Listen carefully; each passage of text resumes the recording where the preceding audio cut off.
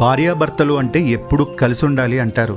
కానీ ప్రపంచంలోనే అత్యంత పవిత్రమైన ఓ పుణ్యక్షేత్రంలో సాక్షాత్తు ఆ జగన్నాథుడైన శ్రీకృష్ణుడికి ఆయన భార్య రుక్మిణీదేవి దూరంగా నిలబడి పూజలందుకుంటుంది. అసలు భార్యాభర్తలను వేరు చేసిన ఆ శాపమేంటి? శ్రీకృష్ణుడి భార్యకు మాత్రమే ఉన్న ఏకైక ఆలయం ఎక్కడ ఉందో తెలుసా? ఈరోజు ఆ విశేషాలను చూద్దాం రండి. భారతదేశంలో కృష్ణుడికి ఎన్నో ఆలయాలు ఉన్నాయి. కానీ గుజరాత్లోని ద్వారకాలో ఆయన అర్ధాంగి రుక్మిణీదేవికి ఒక ప్రత్యేకమైన చారిత్రాత్మక ఆలయం ఉంది. ప్రపంచంలోనే రుక్మిణీదేవికి ఉన్న ఏకైక ఆలయం ఇదే.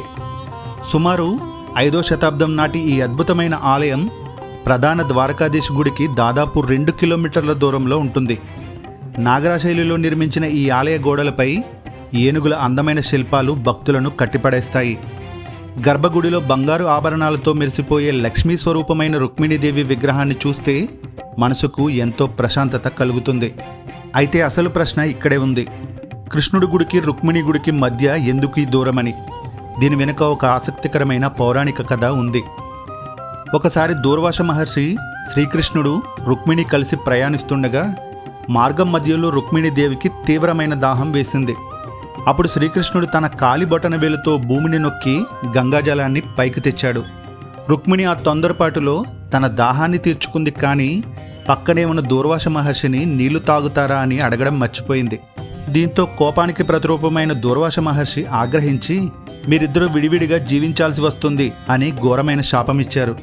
ఆ శాపం వల్లే రుక్మిణీదేవి ఇక్కడ 12 సంవత్సరాల పాటు కృష్ణుడికి దూరంగా తపస్సు చేయాల్సి వచ్చింది. ఆమె తపస్సు చేసిన ఆ పవిత్ర స్థలంలోనే ఈ ఆలయం వెలిసింది. అంతేకాదు ఆ సమయంలో ద్వారకాలోని నీరు ఉప్పగా మారిపోతుందని కూడా దూర్వాస మహర్షి శపించారట. అందుకే నేటికి ఈ ఆలయంలో ఒక వింత ఆచారం కొనసాగుతుంది. ఇక్కడ భక్తులు నీటిని ప్రసాదంగా సమర్పిస్తారు. అలాగే వచ్చే సందర్శకులకు తాగునీటి దానం చేస్తారు. ఇలా నీటిని దానం చేయడం వల్ల జీవితంలోని కష్టాలన్నీ తొలగిపోతాయని భక్తుల నమ్మకం. లోకాన్ని రక్షించే ఆ కృష్ణ పరమాత్ముడిని మనసారా ప్రేమించి పెళ్లాడిన రుక్మిణీదేవి ప్రేమకు, భక్తికి ఈ ఆలయం ఒక సజీవ సాక్ష్యం.